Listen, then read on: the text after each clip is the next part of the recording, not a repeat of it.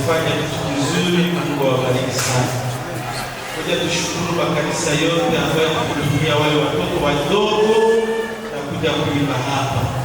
Yale makanisa Mungu asiyasahau. Haleluya tena. Amina. Tunafurahi sana kwa ujio wenu. Hamungekuja havingekuwa tena.